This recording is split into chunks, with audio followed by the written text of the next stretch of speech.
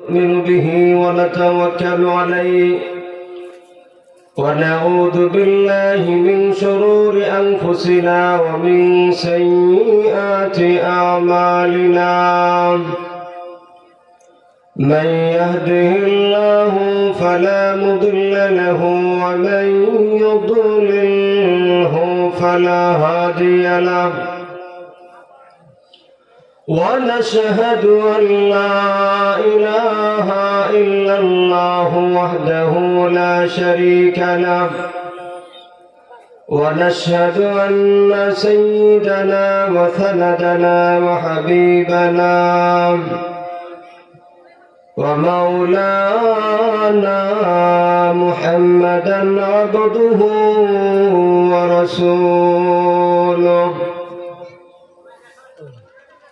أرسل إلى الناس كافة بشيرا ونذيرا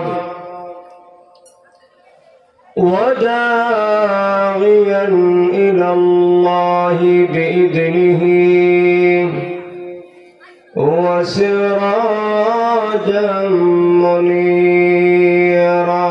منيرا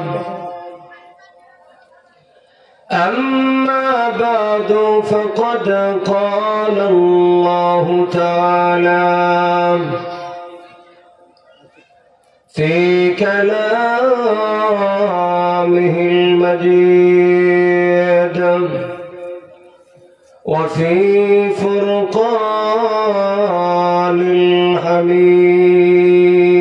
الحميد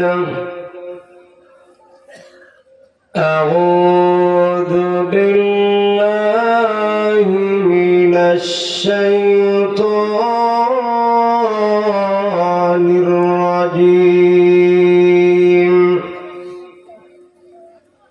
بسم الله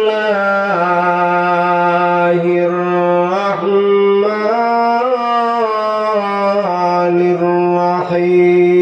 الرحيم والسماء ذات البروج واليوم الموعود وشاهد ومشهود قتل أصحاب الأخدود النار ذات الوقود إذ هم عليها قعود وهم على ما يفعلون بالمؤمنين شهود وما نقموا منهم إلا أن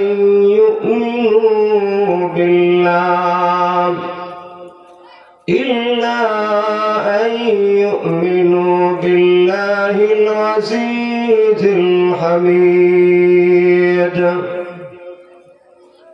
الذي له ملك السماوات والأرض والله على كل شيء شهيد صدق الله العظيم وقال النبي عليه الصلاة والسلام المؤمنون هينون لينون كالجمال الآنف إن قيد إنقاد وإن أنيخ على صخرة استلاح أو كما قال عليه الصلاة والسلام وصدق رسوله النبي الكريم ونحن على ذلك من الشاهدين والشاكرين والحمد لله رب العالمين اللهم صل على محمد وعلى آل محمد كما صليت على إبراهيم وعلى آل إبراهيم إنك حميد مجيد اللهم بارك على محمد وعلى آل محمد كما باركت على إبراهيم وعلى آل إبراهيم إنك حميد مجيد لا إله إلا الله جل جلاله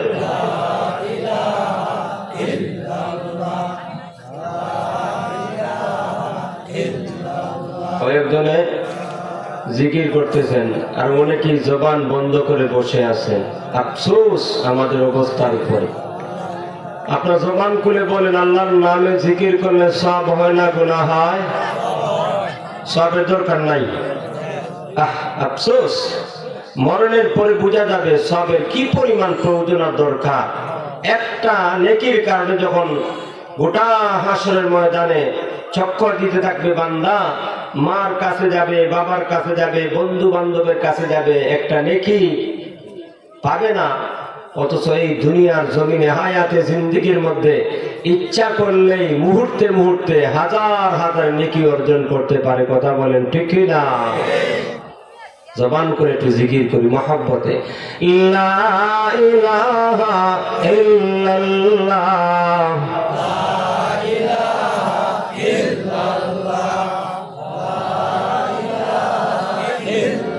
لا إله إلا الله لا إله إلا الله لا إله إلا الله محمد رسول الله صلى الله عليه وسلم। তেলিকুড়ি আলুর প্রহরী ইসলামী যুব সংঘের উদ্যোগে আয়োজিত ষষ্ঠ বার্ষিক ইসলামী মহাসম্মেলনের সম্মানিত সভাপতি, উপস্থিত জাতির কর্ণধার, জাতির বিবেক, নায়েবে নবীগণ হযরত উলামায়ে কেরাম, আরো আমার সামনে উপস্থিত রয়েছেন অত্র এলাকার আমার পিতৃতুল্য মুরব্বিয়ানে আলেম, আমার প্রাণ প্রিয় যুবক ভাইরা, সর্বস্তরের তৌহিদি জনতা, পর্দার আড়ালে বসা আছেন আমার অত্যন্ত শ্রদ্ধেয় সম্মানিত মা এবং বোনেরা। মহান রব্বুল আলামিনের দরবারে আলিশানে অন্তরের অন্তঃস্থল থেকে কোটি কোটি শুকরিয়া আদায় করি এই জন্য, যিনি অত্র এলাকার হাজার হাজার মানুষের মধ্য থেকে নির্বাচন করিয়া আমাদেরকে কোরআনের মাহফিলের মধ্যে শরীক হওয়ার তৌফিক দান করছেন। এই মাহফিলের মধ্যে আমরা গায়ের জোরে আসতে পারি নাই, এই মাহফিলের মধ্যে আমরা বংশমর্যাদার বলে আসতে পারি নাই, এই মাহফিলের মধ্যে যোগ্যতার বলে আসতে পারি নাই। এই মাহফিলের মধ্যে তারাই আসতে পারে যাদেরকে রব্বে কারীম মহব্বত করিয়া ক্ষমা করার ইচ্ছা পোষণ করেন। শুধুমাত্র কেবলমাত্র তাদেরকেই এই কোরআনের মাহফিলের মধ্যে আসার সুযোগ করে দেন। ঠিক কিনা বলেন? না হয় এলাকার মধ্যে কি কয়েকজন বসবাস করেন?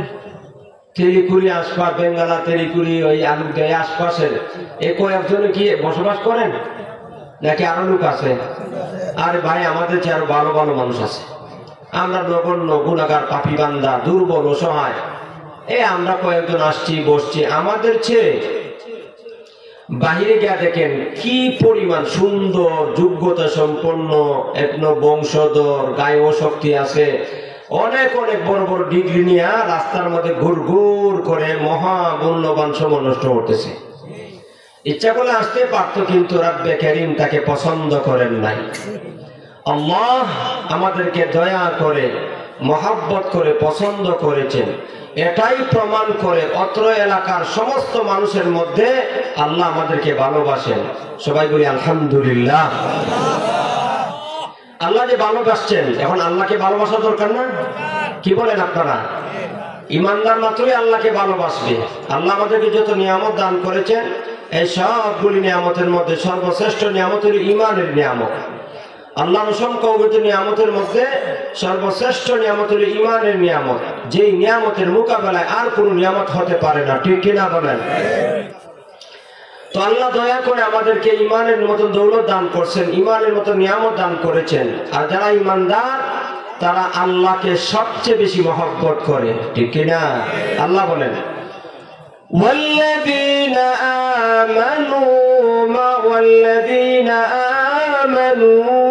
আশাদ্দু হুব্বান লিল্লাহ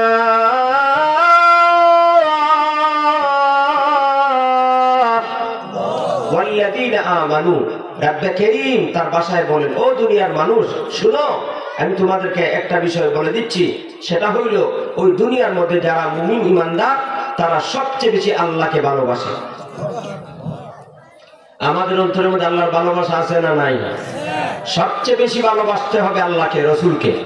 আল্লাহ এবং তার রসুলকে যদি কেউ ভালোবাসতে কমতি করে, তার ইমানের মধ্যে দুর্বলতা রয়েছে।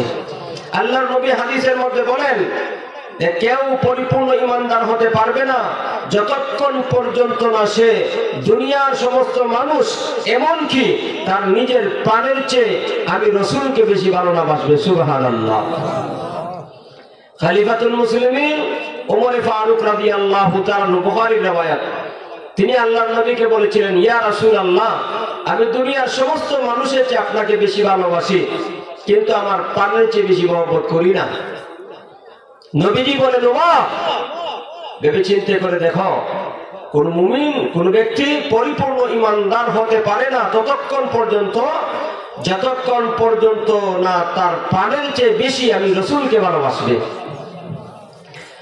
আল্লাহর নবীর সাহাবী খলিফাতুল মুসলিমিন ফারুক আযম রাদিয়াল্লাহু তাআলা আনহু বলেন, ইয়া রাসূলুল্লাহ, ইয়া হাবিবাল্লাহ, আল্লাহর নবী গো, এই মুহূর্তে আমি চিন্তা ভাবনা করে দেখেছি, আমি আমার প্রাণের চেয়ে বেশি আপনাকে মহব্বত করি। ভাইয়ের আমার, আল্লাহর নবী বিশ্ব নবী রাহমাতুল লিল আলামিন বলেন, আল-আন কাম্মালতাল ঈমানাক। ওমর, এই মুহূর্তে এই মাত্র তুমি তোমার ঈমানকে পরিপূর্ণ করলে। তাই ভাইয়ের আমার, আমি বলতে চাই, আমরা যদি আমাদের প্রাণের চেয়ে বেশি আল্লাহ এবং তার রাসূলকে মহব্বত না করি, তাহলে আমরা কখনো পরিপূর্ণ ইমানদার হতে পারি না। ঠিক কিনা বলেন? আল্লাহকে ভালোবাসা, রসুলকে ভালোবাসা ইমানের দাবি। আল্লাহ এবং তার রসুলকে কেউ যদি আঘাত করে কথা বলে, কোন ইমানদার তা মানিয়ে নিতে পারে না। জোরে বলেন ঠিক কিনা? আজকে ভাইরাল টপিক, আপনারা জানেন, বাউল সরকার, বাউল শিল্পী আবুল সরকার আমাদের আল্লাহকে কটূক্তি করেছে, গালি দিয়েছে। বাংলার জমিনে কোন ইমানদার তা মেনে নিতে পারে না। কথা বলেন ঠিক কিনা? আমরা এই আবুল সরকারের দৃষ্টান্তমূলক শাস্তি কামনা করছি। কোন ইমানদার আল্লাহকে গালি দিবে, কোন কুলাঙ্গার, এটা কোন ইমানদার মেনে নিতে পারে না। আমাদের কলিজায় আঘাত করেছে এই বাউল আউল ফাউল আবুল সরকারকে দৃষ্টান্তমূলক শাস্তি দিতে হবে। এটা আমাদের বাংলাদেশের সমস্ত তৌহিদি জনতার প্রাণের দাবি। ঠিক কিনা বলেন? আবুল সরকার আমার আল্লাহকে গালি দিয়েছে, ইমানদার মেনে নিতে পারে না। খলিফাতুল মুসলিমিন ওমর ফারুক রাদিয়াল্লাহু তাআলা আনহু, আল্লাহর নবীর সাহাবীদের অনেক ঘটনার বিবরণ দেওয়া হয়েছে। আল্লাহর নবীর এক সাহাবী আবু বকর সিদ্দিক রাদিয়াল্লাহু আনহু, নাম শুনছেননি? আবু বকর, উমর আল্লাহর নবীর সাহাবীদের মধ্য থেকে অন্যতম। আল্লাহ রাব্বুল আলামিন এক এক সাহাবীকে এক এক কোয়ালিটি দান করেছেন। আবু বকরের মধ্যে ছিল সহমর্মিতা, তার তবিয়ত ছিল জামালি। জামালি মানে আবেগপ্রবণ, মায়া মমতা বেশি ছিল। আর খলিফাতুল মুসলিমিন উমর ফারুক রাদিয়াল্লাহু তাআলা ছিলেন কঠিন কঠোর বাতিলের মোকাবেলায়। সুবহানাল্লাহ বলে। আল্লাহ নবী একবার আবু বকরকে পাঠাইলেন এক এলাকায়, ইহুদিদের এলাকার মধ্যে। আবু বকর, তুমি ইহুদিদেরকে ইসলামের দাওয়াত দাও এবং ইসলাম গ্রহণ করলে তাদেরকে বলবা যাকাত তাদের উপরে ফরজ করা হয়েছে, যাকাত যেন আদায় করে, আল্লাহকে যেন করদে হাসানা দান করে। আল্লাহর নবীর সাহাবী আবু বকর সিদ্দিক রাদিয়াল্লাহু তাআলা আনহু নবীর আদেশ পাইয়া ইহুদিদের উপাসনায় গেলেন। ওখানে যাওয়ার পরে দেখলেন বেশ কিছু ইহুদিদের সাথে ইহুদি আলেমও বসা আছে। নবীর সাহাবী আবু বকর ইহুদিদেরকে ইসলামের দাওয়াত দিলেন আর বললেন, হে ইহুদিরা, তোমরা জানো যে আল্লাহর নবী সর্বশ্রেষ্ঠ নবী, সর্বশ্রেষ্ঠ নবী, সত্য নবী, এর মধ্যে কোনো সন্দেহ? জোরে বলেন, সন্দেহ আসেনি? আমাদের নবী সর্বশ্রেষ্ঠ নবী, আমাদের নবী সর্বশ্রেষ্ঠ নবী, এই কথাটার মধ্যে কেউ সন্দেহ পোষণ করে তার ঈমান থাকবেনি? থাকবে না। কেউ যদি এই বিশ্বাস করে যে আমাদের নবী সর্বশ্রেষ্ঠ নবী না, তাহলে পরিষ্কার ফতোয়া, এই কাফের, একে যারা সাপোর্ট করবে তারাও কাফের। ঠিক কিনা বলেন? আর কোরআনুল কারীমের মধ্যে আল্লাহ পরিষ্কার ভাষায় বলে দিয়েছেন, মা কানা মুহাম্মাদুন আবা আহাদিন মির রিজালিকুম ওয়ালাকিন রাসূলুল্লাহি ওয়া খাতামান নাবিয়্যিন।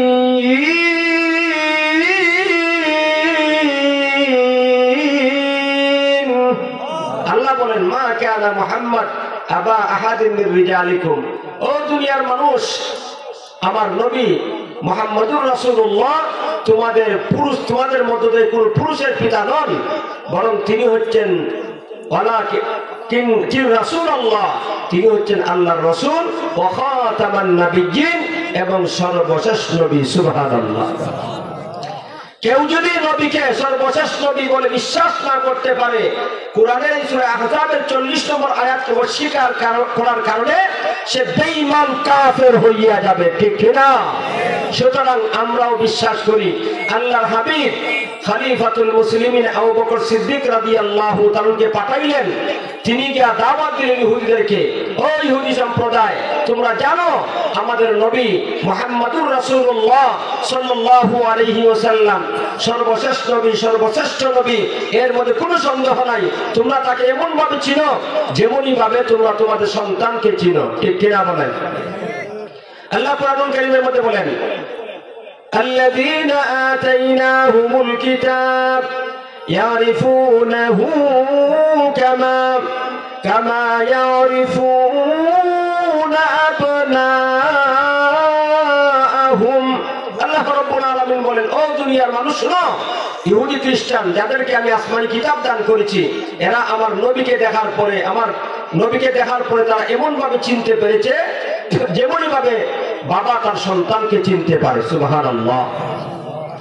ইহুদিরা চিনতে পেরেছে আল্লাহ নবী সর্বশেষ নবী, এরপর জিদের কারণে, হিংসার কারণে নবীকে নবী বলে বিশ্বাস করে নাই, নবীকে সর্বশেষ নবী বলে মানে নাই। নাউজুবিল্লাহ বলেন।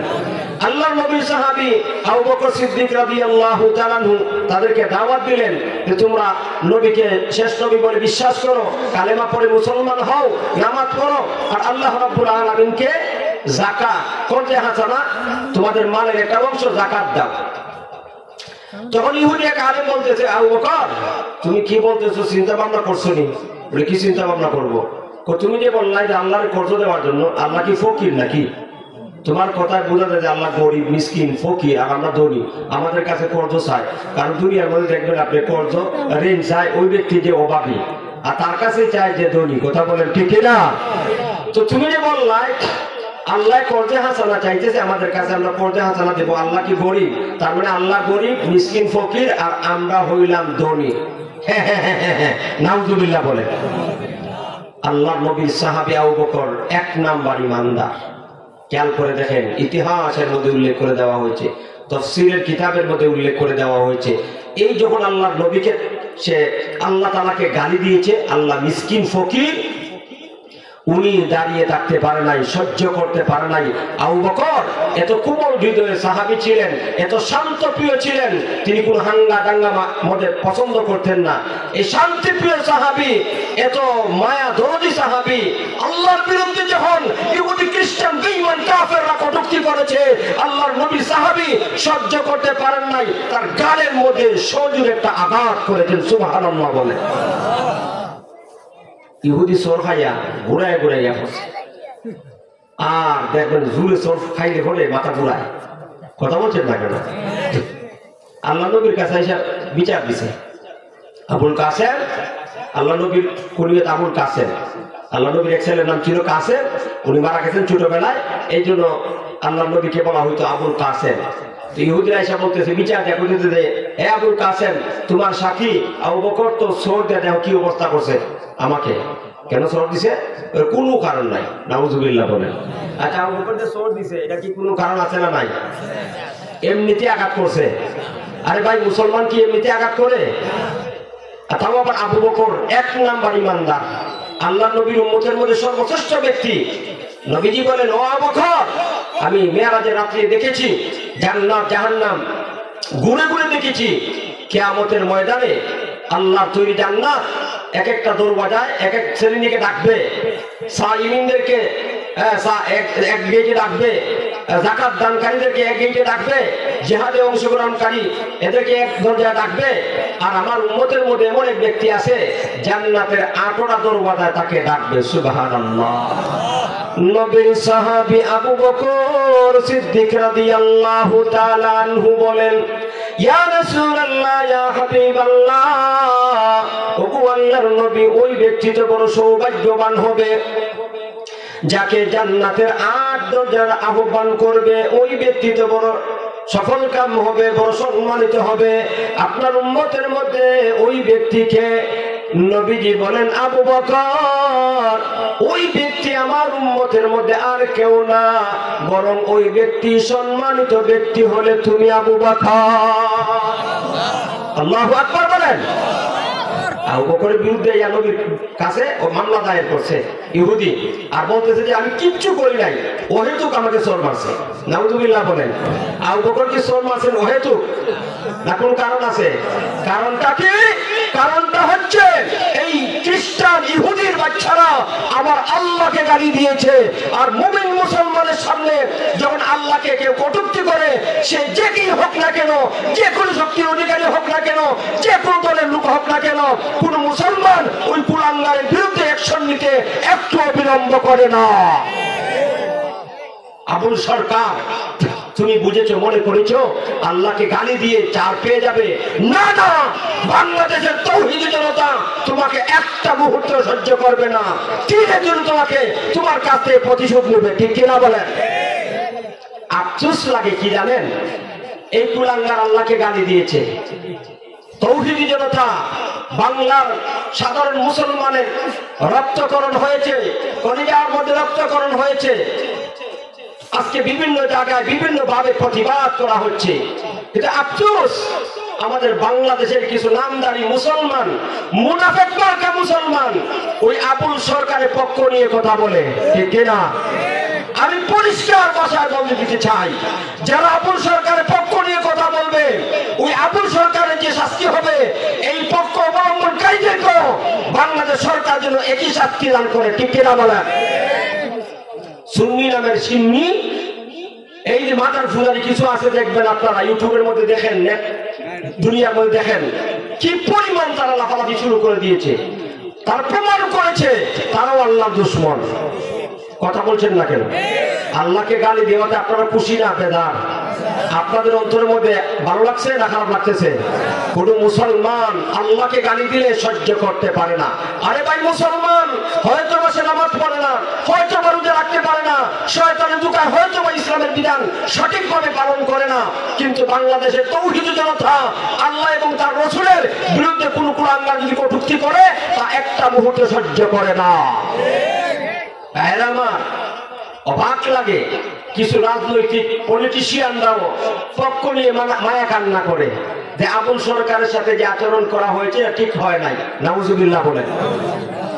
এমনকি আপনারা অবাক হয়ে যাবেন, এই আবুল সরকার আমার আল্লাহকে গালি দেওয়ার পরে আমাদের কিছু তৌহিদি জনতা, আমাদের কিছু ইমানদার ভাই যখন প্রতিবাদ করেছে, প্রশাসন এই প্রতিবাদের মুখে পড়ে তাকে গ্রেফতার করেছে। ওই গ্রেফতার কেন করা হইল? তার পক্ষ নিয়ে অনেক রাস্তার মধ্যে মিছিল মিটিং করা হইতেছে, অথচ এরাও মুসলমানদের একটা বংশ। তাও আবার কিছু নামদারি, সিন্নিপুর, মাদার পুরারি এই সমস্ত ভণ্ডরা রাস্তার মধ্যে তার পক্ষ নিয়ে স্লোগান, মিছিল মিটিং করতেছে, তার মুক্তির দাবি জানাইতেছে। আমি পরিষ্কার ভাষায় বলে দিতে চাই, ওই সমস্ত কুলাঙ্গারদেরকেও এই আবুল সরকারের মতন জেলখানার মধ্যে বন্দী করা হোক। কথা বলছেন না কেন? চেষ্টা চলছে, তদবির চলছে তাকে জেল থেকে মুক্ত করার জন্য। সাবধান করে দিচ্ছি, যদি আবুল সরকারকে মুক্ত করা হয়, তাকে দৃষ্টান্তমূলক শাস্তি দেওয়া হয়, তাহলে গোটা বাংলাদেশের মধ্যে আবার প্রতিবাদ হবে, আবার যুদ্ধ হবে, কথা বলেন ঠিক কিনা? ভাইয়েরা আমার, মুসলমান আল্লাহকে ভালোবাসে। আমি আপনাদের সামনে যে সূরা তেলাওয়াত করছি, টার্গেট করেছি যে ইমানদার আল্লাহর জন্য জীবন দিয়ে দেয়। ইমানদার পৃথিবীর মধ্যে কাউকে ভয় করে না, ইমানদার আল্লাহকে ভালোবাসে, ইমানদারের সম্পর্ক আল্লাহর সাথে। আর আল্লাহ রাব্বুল আলামিন সর্বময় ক্ষমতার অধিকারী, আল্লাহ যা ইচ্ছা তাই করেন। আল্লাহ তাআলা হায়াত মউতের মালিক।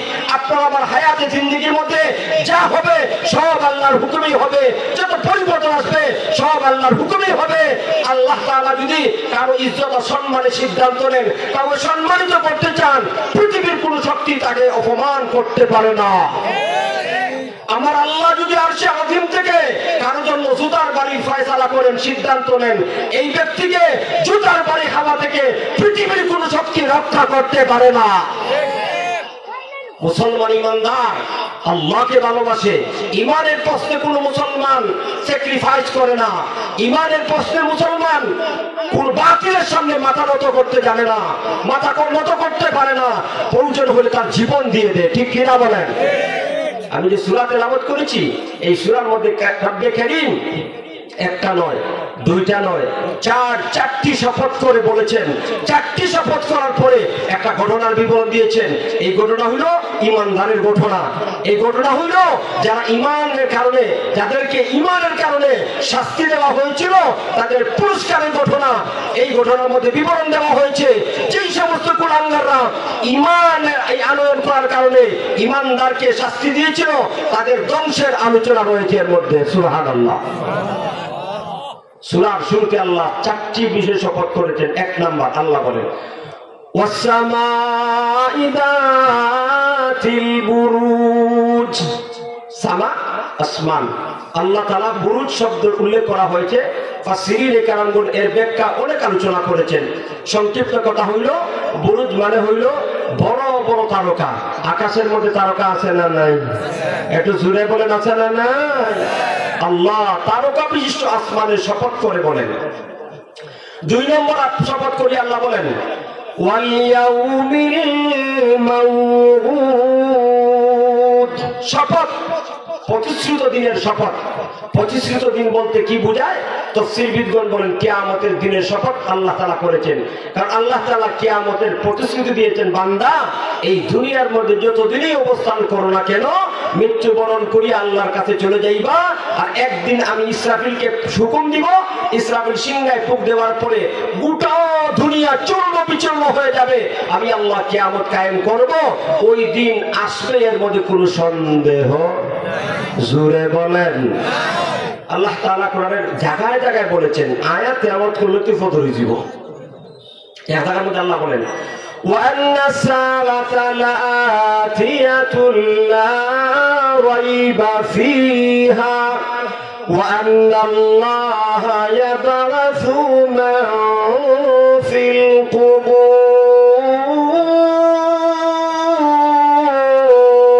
القبور।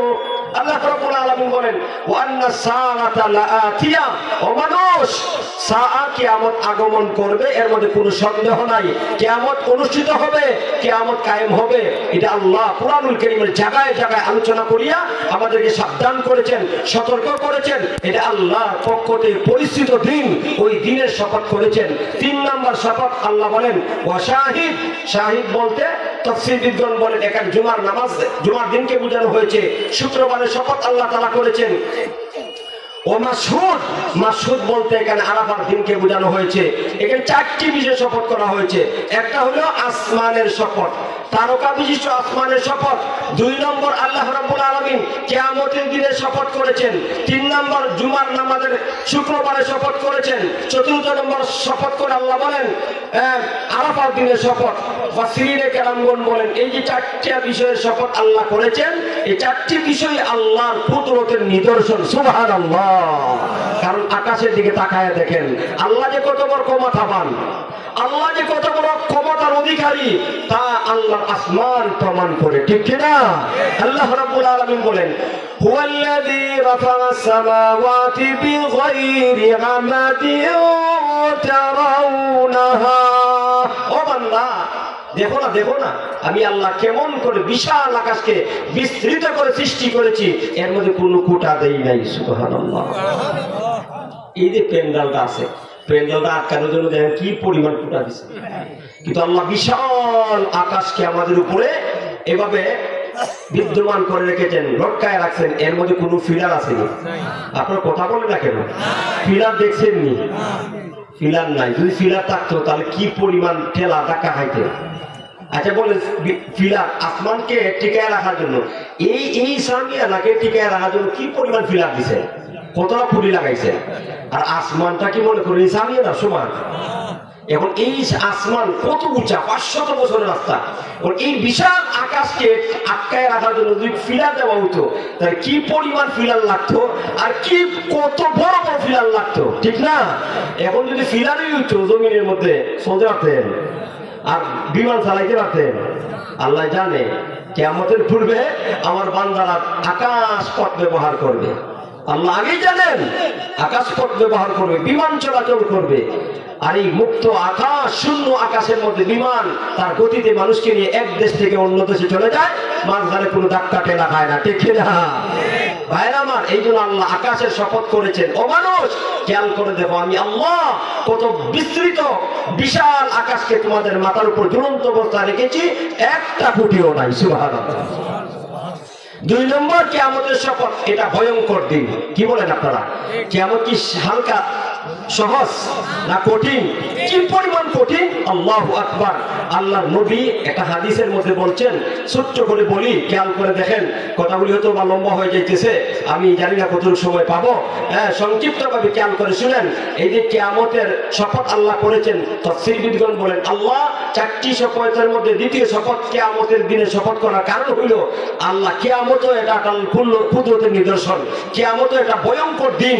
কেমন ভয়ঙ্কর, কত ভয়ঙ্কর হবে নবীজি হাদিসের মধ্যে বলেন যে কিয়ামতের দিন সমস্ত মানুষদেরকে উলঙ্গ করিয়া নগ্ন দেহে নগ্ন পদে খতনাবিহীন। এখন আমরা সবার মধ্যে খতনা করা আছে, মুসলমানে আছে না? মুসলমান হইলে খতনা করা হয়, কিন্তু আল্লাহর হাবিব বলেন ইহশারুন নাসু ইয়াউমাল কিয়ামাতি হুফাতান গুরাতান গারলা। আল্লাহর হাবিব বলেন ও আমার উম্মত, কিয়ামতের কঠিন হাসরের ময়দানে মহান আল্লাহ সব মানুষদেরকে হাসরের ময়দানে উঠাইবেন নগ্ন পদে নগ্ন দেহে, পায়ের মধ্যে কোনো জুতা নাই, পরনের মধ্যে কোনো কাপড় নাই, খতনাবিহীন। তার মানে মুসলমানই করা হবে না। আল্লাহর নবী বিশ্ব নবী রাহমাতুল লিল আলামিনকে উম্মুল মুমিনিন আয়েশা রাদিয়াল্লাহু তাআলা আনহা বলেন ইয়া রাসূলুল্লাহ ইয়া হাবিবাল্লাহ, আল্লাহর নবী গো, আর-রিজালু ওয়ান-নিসা জামিআন ইয়ানদুরু বা'দুহুম ইলা বা'দ। ওগো আল্লাহর নবী, হাসরের ময়দানে পুরুষ এবং নারীরা উলঙ্গ অবস্থায় থাকবে, একে অপরকে উলঙ্গ অবস্থায় দেখবে, লজ্জা হবে না? এই প্রশ্ন আমাদেরও। একজন মানুষ আরেক মানুষের সামনে উলঙ্গ হতে পারেনি, কথা বলছেন নাকি আপনারা? উলঙ্গ হইলে দেখতে সুন্দর দেখায় না খারাপ দেখায়? আল্লাহর নবীকে উম্মুল মুমিনিন আয়েশা রাদিয়াল্লাহু তাআলা প্রশ্ন করে, ইয়া রাসূলুল্লাহ, ইয়া হাবিবাল্লাহ, ওগো নবীজি, আপনি যে বলেছেন দুনিয়ার সমস্ত মানুষ আদম পয়গম্বর থেকে কিয়ামত পর্যন্ত যত মানুষ আসিয়াছিল সমস্ত মানুষদেরকে আল্লাহ উলঙ্গ অবস্থায় হাসরের ময়দানে উঠাইবেন। উলঙ্গ অবস্থায় পুরুষ এবং নারী, মহিলা এবং পুরুষ একে অপরের লজ্জাস্থান দেখবেন, শরম লাগবে না। বায়ান আমার আল্লাহ নবী বিশ্ব নবী রাহমাতুল লিল আলামিন আয়েশা রাদিয়াল্লাহু তাআলা আনহাকে লক্ষ্য করে বলেন, ওগো আয়েশা, আল আমরু আশাদ্দু মিন আইয়ানদুরা বাদুহুম ইলা বাদ। আল্লাহু আকবার বলেন। আল্লাহর নবী আয়েশা রাদিয়াল্লাহু তাআলা আনহাকে লক্ষ্য করে বলে, ওগো আয়েশা, কিয়ামতের কঠিন হাসরের ময়দানে পুরুষ মহিলার দিকে, মহিলা পুরুষের দিকে দেখবে, তাকাইবে, লজ্জাস্থান দেখবে, লজ্জা লাগবে। প্রশ্ন করতেছ? না না, লজ্জাস্থান, একে অপরের লজ্জাস্থান দেখার কোনো সুযোগ পাবে না, কারণ ওই দিন এত ভয়ঙ্কর হবে, ওই দিন এত ভয়ানক হবে, নিজের লজ্জাস্থান দেখারই সুযোগ পাবে না, অন্যের লজ্জাস্থান তো দেখার কোনো সুযোগ হবে না। এত ভয়ঙ্কর হবে কিয়ামত। আরব জায়গায়, কোরআনের জায়গায় জায়গায় আল্লাহ তাআলা এর বিভীষিকাময় অবস্থার বিবরণ দিয়েছেন। ছোট্ট একটা আয়াত বললেই বুঝতে পারবেন। অনেক আয়াত আছে, একটা আয়াত বলবো এই জন্য, ওই আয়াতটার তরজমা শুনলেই বুঝতে পারবেন আল্লাহ কোরআনুল কারীমের মধ্যে কিয়ামতের ভয়ঙ্কর অবস্থার বিবরণ দেওয়ার ক্ষেত্রে কি আলোচনা করেছেন। আল্লাহ সূরা মুজাম্মিলের এক আয়াতের একটা অংশের মধ্যে বলেন, কি বলেন বলবো নি? ও ভাই, সজাগ থাকবে, সজাগ আছেন তো? আল্লাহ তাআলা কোরআনের সূরা মুজাম্মিলের এক আয়াতের এক অংশের মধ্যে বলেন, ফাকাইফা তাত্তাকুনা ইন কাফারতুম ইয়াওমান ইয়াজআলুল বুলদানা শিবা। আল্লাহু আকবার। আল্লাহ বলেন, ফাকাইফা তাত্তাকুন, ও মানুষ, ওই ভয়ঙ্কর দিনে, কিয়ামতের দিনে কেমন করে তোমরা মুক্তি পাবে, রক্ষা পাবে? ইন কাফারতুম, যদি দুনিয়ার মধ্যে কুফরি করো, যদি দুনিয়ার মধ্যে আল্লাহ নাফরমানি করো, আল্লাহকে অস্বীকার করো, আল্লাহর বিধানকে না মানো, তাহলে এই ভয়ঙ্কর দিনে কেমন করে তোমরা মুক্তি পাইবা? ওই দিন কেমন ভয়ঙ্কর হবে? রাব্বে কারীম বলেন, ইয়াউমান, এই দিনটা এত ভয়ঙ্কর হবে, ইয়াজআলুল বুলদানা শিবা, এত ভয়ঙ্কর, এত ভয়ানক, এই দিনের বিভীষিকাময় অবস্থা দেখিয়া বালক বৃদ্ধ হয়ে যাবে। আল্লাহু আকবার বলে, মানুষ বালক বৃদ্ধ হয়ে যাবে। তাহলে কি পরিমাণ ভয়ঙ্কর হতে পারে এই দিনটা? আল্লাহ আমাদেরকে বোঝার তৌফিক দান করেন। এই জন্য রাব্বে কারীম 4টি শপথের মধ্যে 2 নম্বর শপথ কিয়ামতের দিনে শপথ করেছেন। তৃতীয় শপথ জুমার দিনের শপথ করেছেন। তাফসীরবিদগণ বলেন, জুমার দিনে শপথ করার কারণ হইল, জুমার দিনটা হইল মুমিনদের একটা সাপ্তাহিক ঈদ। ওই দিনের মধ্যে অনেক ইবাদত করতে পারে, আর ওই ইবাদতের বিনিময়ে আল্লাহ বান্দাকে জান্নাত দান করবেন। সুবহানাল্লাহ। 4 নম্বর শপথ আরাফার মাঠ, আরাফার দিনের শপথ করেছেন। আরাফার মাঠ, আরাফার দিনের ফজিলত আছে না নাই? অনেক ফজিলত, অনেক ফজিলত। এক হাদিসের মধ্যে আল্লাহ নবী বলেন, আরাফার দিনে কেউ যদি একটা রোজা রাখে, এই রোজার কারণে আল্লাহ পূর্বের 1 বছর, সামনের 1 বছর, 2 বছরের গুনাহ আল্লাহ তাআলা মাফ করে দেন। আর অনেক ফজিলত আছে। এই জন্যই আল্লাহর কুদরতের নিদর্শন। 4টি শপথ করার পরে রাব্বে কারীম বলেন, কুতিল আসহাবুল উখদুদ।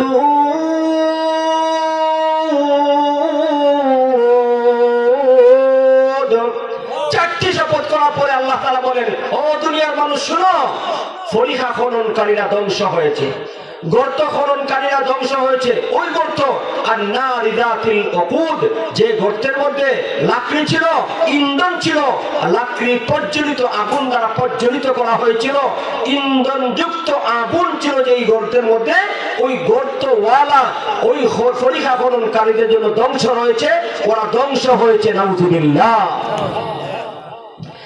النار ذات الوقود إذ هم عليها قعود।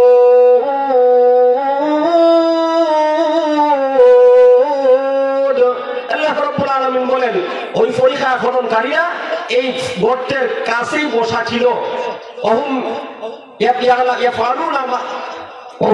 আল্লাহ রাব্বুল আলামিন আয়াতের মধ্যে বলেন যে তারা গর্তের পাশে বসিয়া মুমিন ঈমানদারের সাথে যেই কর্মটা করেছিল, যে শাস্তি দিয়েছিল, নির্যাতন করেছিল, ওই নির্যাতনের দৃশ্যগুলো গর্ত খননকারীরা গর্তের কিনারায় বসিয়া বসিয়া তামসা দেখতেছিল। নাউযুবিল্লাহ। আল্লাহ রাব্বুল আলামিন বলেন ইদহুম আলাইহা কুউদুন ওয়া হুম আলা মা ইয়াফআলুনা বিলমুমিনিনা শুহুদ।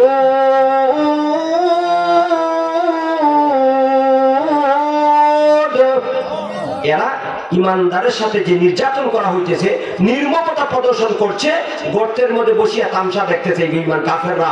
আল্লাহ রাব্বুল আলামিন বলেন ও দুনিয়ার মানুষ, ওয়ামা নাকামু মিনহুম, এই লোকদেরকে গর্তের মধ্যে ফেলে দিয়ে জীবন্ত পোড়ানো হয়েছিল, এদেরকে হত্যা করা হয়েছিল দুনিয়ার কোন অপরাধে না। ওদেরকে কষ্ট দেওয়া হয়েছিল, নির্মমতা প্রদর্শন করা হয়েছিল, নির্যাতন করা হয়েছিল। একটাই অপরাধ ছিল, সেই অপরাধটা হইল আইয়ুমিনু বিল্লাহ, এরা আল্লাহর উপরে ঈমান আনয়ন করেছিল। সুবহানাল্লাহ। আচ্ছা বলেন, ঈমান আনা কি অপরাধ? জোরে বলেন, ঈমান আনা কি অপরাধ? আল্লাহ রাব্বুল আলামিন বলেন وَمَا نَقَمُوا مِنْهُمْ إِلَّا أَنْ يُؤْمِنُوا بِاللَّهِ الْعَزِيزِ الْحَمِيدِ।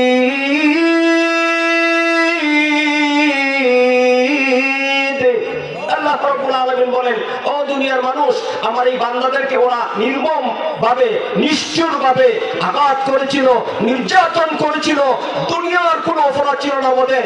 একটা অপরাধ ছিল, সেটা হলো তারা আল্লাহ মহা পরাক্রমশালী প্রশংসিত আল্লাহর উপর ঈমান আনয়ন করেছিল। সুবহানাল্লাহ। الذي له ملك السماوات والأرض والله على كل شيء شهيد। আল্লাহ রাব্বুল আলামিন বলেন প্রশংসিত মহা পরাক্রমী আল্লাহ যে তিনি আল্লাযী লাহু মুলকুস সামাওয়াতি ওয়াল আরদ, যিনি আসমান এবং জমিনের মালিক। সুবহানাল্লাহ। আসমান জমিনের মালিক কে? আওয়াজ দিয়ে একটু মহব্বতে বলেন, আসমান জমিনের মালিক কে? আল্লাহ। আল্লাহ কিন্তু শুনতেছে না? শুনতেছে না? এই মহব্বতে যে আল্লাহকে ডাকছেন, আল্লাহ খুশি হয়েছে না বেজার হয়েছে? জোরে বলেন, খুশি না বেজার? ভাই, আজকে সন্তান যখন আব্বুকে আব্বু বলে ডাকে, বাবার শত পেরেশানি দূর হয়ে যায়, ঠিক কিনা? সন্তান যখন মাকে আম্মু বলে ডাকে, মা 10 দিন 10 মাস 10 দিন গর্ভে ধারণ করিয়া কত কষ্ট করেছিল, এই সন্তানকে লালন পালন করার পিছনে কত কষ্ট করেছিল, বাবা ওই সন্তানকে বড় করার পিছনে কত কষ্ট করেছে। এই সন্তান যখন আম্মুকে আম্মু বলে ডাকে, আম্মুর অন্তরটা ঠান্ডা হইয়া যায়, ঠিক কিনা বলেন? বাবা কত পরিশ্রম করে, কত কষ্ট করিয়া সন্তানকে লালন পালন করে, ওই সন্তান যখন আব্বু বলে ডাকে, বাবা শত পেরেশানির পরেও সন্তানের ডাক শুনিয়া বাবার কলিজা ঠান্ডা হইয়া যায়, ঠিক না? ভাইয়ের আমার, আল্লাহর বান্দাদেরকে আল্লাহ সৃষ্টি করেছেন। রব্বে কারীমকে যখন বান্দারা আল্লাহ বলে ডাকে, আল্লাহ তাআলা তার কুদরতি আত্মা ঠান্ডা হইয়া যায়। আল্লাহু আকবার বলেন। এইজন্য আসমান জমিনের মালিক কে? আল্লাহ। একটু মহব্বতে বলেন না ভাই, আসমান জমিনের মালিক কে? আল্লাহ রাব্বুল আলামিন বলেন আল্লাযী লাহু মুলকুস সামাওয়াতি ওয়াল আরদ। ও দুনিয়ার মানুষ, ওই সমস্ত ইমানদার বান্দা বান্দীদেরকে তারা গর্তের মধ্যে আগুনে ফেলে দিয়া ধ্বংস করেছিল, হত্যা করেছিল, মেরে ফেলে দিয়েছিল। কারণ একটাই, তারা আল্লাহ তাআলার উপর ঈমান আনয়ন করেছিল। ওই আল্লাহ, যে আল্লাহ মহাপরাক্রমশালী, প্রশংসিত, ওই আল্লাহ, যে আল্লাহ আসমান জমিনের সব কিছুর মালিক। ঠিক কিনা? الذي له ملك السماوات والأرض والله على كل شيء شهيد।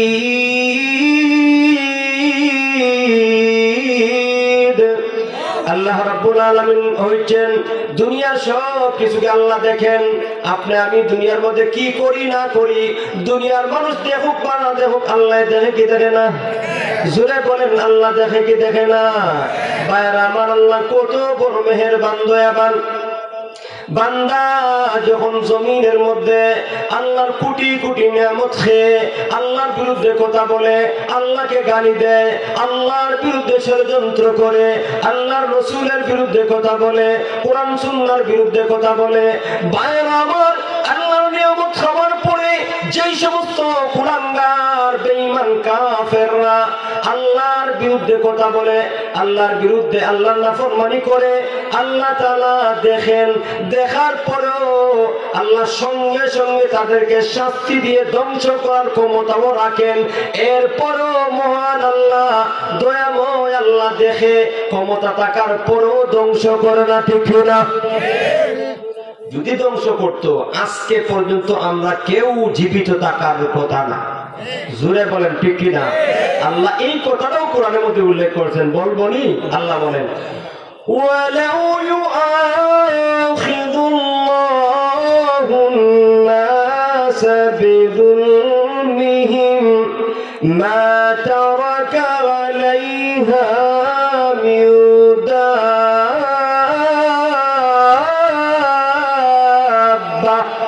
আল্লাহ রাব্বুল আলামিন বলেন, দুনিয়ার বান্দা বান্দীরা রে, ওয়ালাউ যদি ইউআখিদুল্লাহ, আল্লাহ পাকড়াও করতেন, আল্লাহ যদি শাস্তি দিতেন, আন্নাসা মানুষকে, বিযুলমিহিম তাদের অপরাধের কারণে। খেয়াল করছেন আল্লাহ কি বলছেন? যদি আল্লাহ বান্দার অপরাধের কারণে শাস্তি দিতেন, বান্দা যখন অপরাধ করে, গুনাহ করে, আল্লাহ দেখে, আল্লাহ রাব্বুল আলামিন দেখার পরে এই ক্ষমতাও রাখেন তাকে গুনার জায়গার মধ্যে ধ্বংস করার।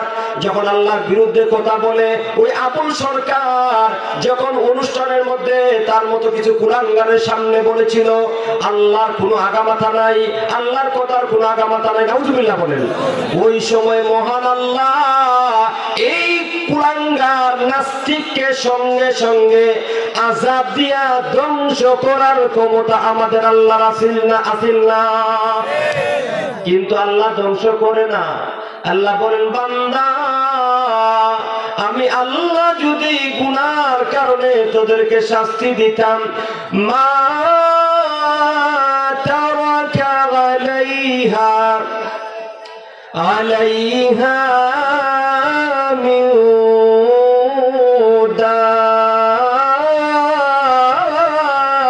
দাব্বা, তাহলে এই জমিনের মধ্যে কোনো প্রাণী বেঁচে থাকতো না।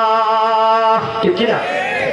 কোন প্রাণী বেঁচে থাকতো না। তাহলে আমরাও আজকে হিসাব করে দেখেন তো, ফজরের নামাজের পর থেকে এই পর্যন্ত, এই সময় পর্যন্ত কোন জায়গায়, কোন সময়, কখন, কার সাথে কি পরিমাণ অপরাধ করছি? দেখে আমরা সবাই ফেরেশতা। কিরে ভাই, গুনাহ আছে না নাই? আজকে গুনাহ করছি কি করছি না? কত ধরনের গুনাহ করেছি।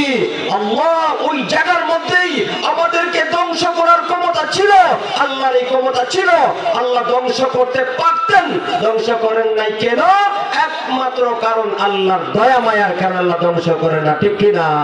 আল্লাহ বলেছেন, বান্দা, দুনিয়ার মধ্যে আমার রহমান নামের কারণে আমার বিরুদ্ধে কথা বলার পরও আমার নিয়ামত ভোগ করার সুযোগ পেয়েছো, সাবধান করে দিচ্ছি, কিয়ামতের দিন কিন্তু এই সুযোগ তোমাদেরকে দেওয়া হবে না। কিয়ামতের দিন আল্লাহ ঘোষণা আসবে, ওয়ান্তাজুল ইয়াউমা আইয়ুহাল মুজরিমুন।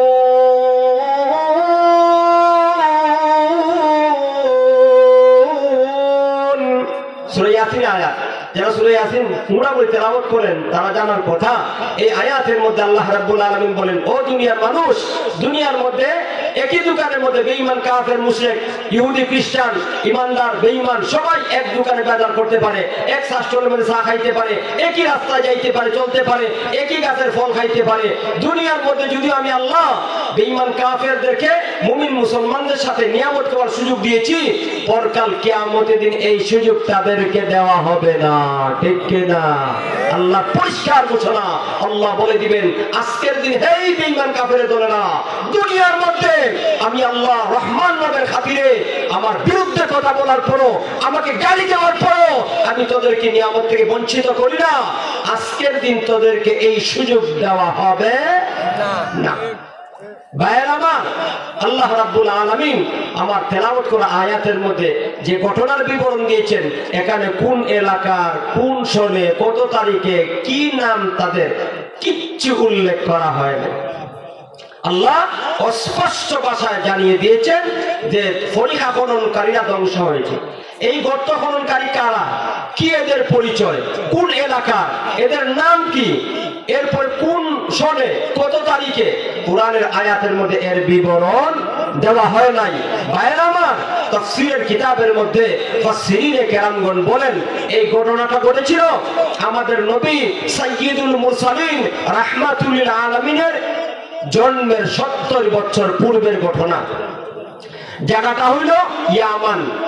আমরা যারা ইতিহাস সম্পর্কে মোটামুটি ধারণা আছে, ইয়ামান এলাকার মধ্যে ঘটনা ঘটেছিল। ওই ইয়ামান এলাকা একজন পাপিষ্ঠ বাচ্চা ছিল, রাজা ছিল, তার নাম ছিল ইউসুফ জুনেওয়াত। সে এত বড় খবিস, এত বড় কীট ছিল, এত বড় বদমাশ ছিল, এত বড় খারাপ ছিল, সে নিজেকে খুদাই দাবি করতো। নাউজুবিল্লাহ। ওই ইউসুফ জুনেওয়াত, তার কাছে একজন জাদুঘর ছিল, খুব যোগ্যতা সম্পন্ন জাদুঘর। জাদুঘর যখন সে বৃদ্ধ হয়ে গেল, বাদশাকে বলতেছে, ও বাদশা, আমি তো মৃত্যুর সায়ান্নে পৌঁছে গেছি, যে কোনো সময় আমি মৃত্যুবরণ করে দুনিয়া ছেড়ে চলে যাব, তো আমি মরণের সাথে সাথে আমার জাদুবিদ্যা, এই বিদ্যাটাও দুনিয়া থেকে বিলুপ্ত হয়ে যাবে। তুমি আমার কাছে একজন মেধাবী ছেলে দাও, আমি আমার সব জাদুবিদ্যাটাকে শিক্ষা করে দিয়ে যাব, যাতে আমার মৃত্যুর পরে আমার বিদ্যাটা জমিনের মধ্যে থাকে, এই বিদ্যার দ্বারা যাতে আপনি উপকৃত হন। নাউজুবিল্লাহ বলে। বাইরে আমার জাদুবিদ্যা শিক্ষা করা যায় নি? জাদুবিদ্যা এটা কিন্তু সত্য, জাদু এটা সত্য। আল্লাহ কোরআনে জায়গায় জায়গায় বলছেন, এমনকি আমাদের নবীকেও জাদু করা হয়েছিল। নাউজুবিল্লাহ। আপনারা জানি না, জানেন কিনা, আমাদের নবীকে পর্যন্ত জাদু করা হয়েছিল। আল্লাহর হাবিব, বুখারী রিওয়ায়াত, নবীজি এমন অবস্থায় প্রায় 6 মাস গেছে, অনেক কাজ নবীজি করেন নাই, অথচ আয়েশা রাদিয়াল্লাহু তাআলা বলেন, আল্লাহর নবী জাদুগ্রস্ত হওয়ার পরে এমন অবস্থা হয়েছিল যে নবীজি যে কাজ করছেন না, তিনি মনে করতেন এই কাজ করে ফেলছেন। অনেক কাজ করে ফেলেছেন, আবার দ্বিতীয়বার কোরআন করার জন্য প্রস্তুতি গ্রহণ করতেন। তো দেখা যাইত আয়েশা রাদিয়াল্লাহু তাআলা বলেন যে আল্লাহর নবীর অবস্থা এমন হয়েছে, আল্লাহ তখন কোরআনের আয়াত নাযিল করিয়া নবীজিকে সুস্থ করার জন্য ব্যবস্থা করে দিলেন। আর তাকে জানা দেওয়া হইল যে হে নবী, আপনার উপরে জাদু করা হয়েছে, কে জাদু করছে, কিভাবে করছে, কোথায় জাদুর অস্ত্রগুলি রাখা হয়েছে, সব ওহীর মাধ্যমে জানা দেওয়া হইল। নবীজি আল্লাহর কালাম কোরআন, সূরা ফালাক, সূরা নাস, 2টা সূরা আল্লাহ নাযিল করে 11টা আয়াত ওই নবীর উপরে যে জাদু করা হয়েছিল, একটা শিরুলির মধ্যে নবীর চুল নিয়ে 11টা গিট্টু দিয়ে জাদু করা হয়েছিল। একটা কুফের মধ্যে পাথরের নিচে একটা চিরুনির মধ্যে রেখে মাটি পাথরের নিচে রেখে দিয়েছিল। সব নবীকে জানানো হয়েছে। আল্লাহর হাবিব সাহাবায়ে কেরামদেরকে নিয়ে ওখান থেকে উড়াই নিয়ে আসলেন। আল্লাহ 11টা আয়াত, 2টা সূরা, সূরা ফালাক, সূরা নাস নাজিল করিয়া নবীর উপরে আল্লাহ বলেন তেলাওয়াত করো। আল্লাহর নবী যখন এক একটা সূরা, এক একটা আয়াত তেলাওয়াত করেন, 11টি আয়াত তেলাওয়াত করেছেন। নবী এই চুলের দ্বারা চিরুনির মধ্যে 11টা গিট্টু দিয়ে জাদু করেছিল। একটা আয়াত তেলাওয়াত করেন নবী, একটা গিট্টু খুলে যায়। সুবহানাল্লাহ। এভাবে 11টি আয়াত তিনি তেলাওয়াত করেছেন। 11টি আয়াত খুলে আল্লাহর নবী পরিপূর্ণ সুস্থ হয়ে গেলেন। সুবহানাল্লাহ। ভাইয়েরা আমার, এই জাদুবিদ্যা শিক্ষা দেওয়ার জন্য বাচ্চার কাছে বলতেছে যে আমাকে একটা মেধাবী ছেলে দেও, আমি তাকে জাদুবিদ্যা শিক্ষা দেব। ছেলেটা যখন গেল জাদুঘরের কাছে গিয়ে জাদু শিক্ষা করতেছে, যাইতেছে আইতেছে, রাস্তার মধ্যে একজন ধর্মযাজক, তৎকালীন সময়ে খ্রিস্ট ধর্ম ছিল সত্য ধর্ম, আর খ্রিস্ট ধর্মের যারা আলেম রাহেব, এদেরকে রাহেব বলা হইতো, ধর্মযাজক বলা হইতো। তো এই বালক যখন ঘর থেকে জাদুঘরের কাছে যাইতো, তো জাদুঘরের কাছে যাইয়া রাস্তার মধ্যে সে একজন খ্রিস্ট ধর্মের যাজক, ধর্মযাজকের সাথে সাক্ষাৎ হইল। তো ওই মেধাবী বালক খ্রিস্ট ধর্মের যাজক, ধর্মযাজক রাহেবকে কিন্তু সময় দিত, তার কাছে বইসা তার কথা শুনতো। কথা শোনার পর দেখার ভালো লাগে, এই মেধাবী ছেলে বুঝতে পেরেছে এটা আল্লাহর সঠিক ধর্ম। আর ওই ধর্মযাজক এই রাহেবের কাছে সে কালেমা পড়ে ওই খ্রিস্ট ধর্ম গ্রহণ করে ফেলেছে। সুবহানাল্লাহ বলে। এদিকে রাহেবকেও সময় দেয়, আর ওইদিকে জাদুঘরের কাছে যাইয়ে জাদুবিদ্যাও শিক্ষা করে। লম্বা ঘটনা, আমার মনে হয় হায়াত শেষ হয়ে গেছে, আমি বেশি সময় পাবো না, এই জন্য শর্টকাটে বলে দিতেছি, শর্টকাট বলে দেই, কারণ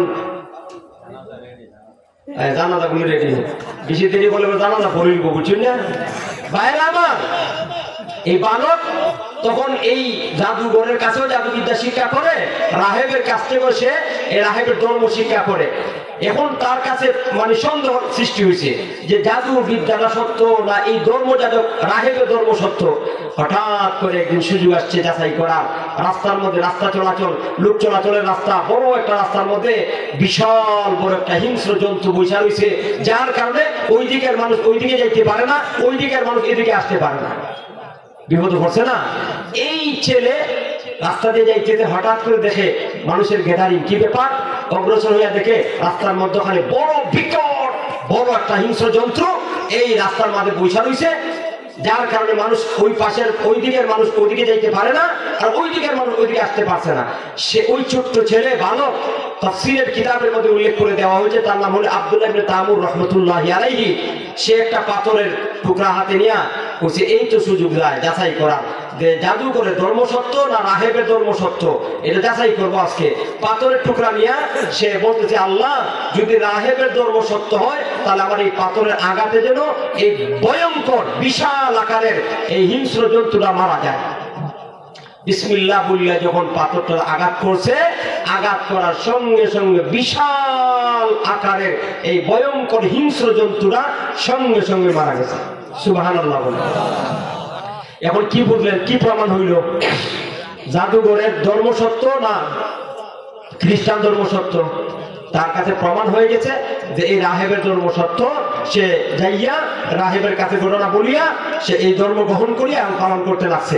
আল্লাহ রাব্বুল আলামিন তাকে এত কবুল করেছেন, আল্লাহর প্রিয় বান্দাদের তালিকায় তাকে যুক্ত করেছেন।